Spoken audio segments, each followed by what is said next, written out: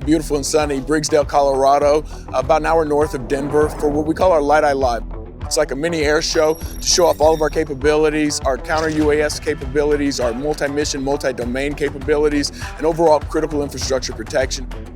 So our team has done a great job of putting together a very logical flow. What is the threat? We then go into the tent here and have an information session led by all of our partners. So you see those three circles there, one's yellow, one's dark blue, one's light blue. That's three different systems being operated by a single operator. Then we come out and run through a number of scenarios.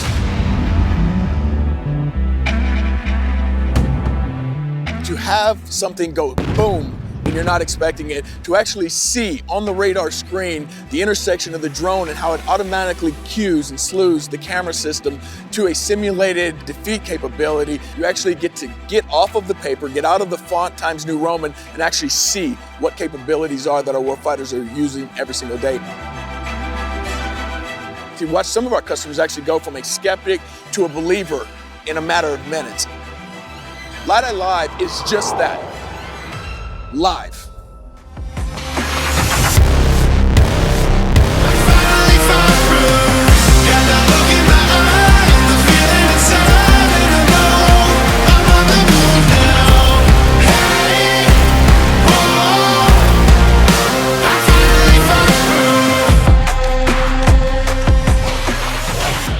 I run the best engineering team in the planet. We've got everything from giant modular Connex systems all the way down to man-packable portable systems out here today for them to look at, play with, touch, taste, and feel. And when they get their hands on it, then they get the real feel for how these things work. When you look at this from last year, we had one tent. You look at it this year, we've got close to 10 to 11 tents with all of our partners. Looking at going into the future, what does 5 years look like? What does 10 years look like? You look at this entire field could be filled.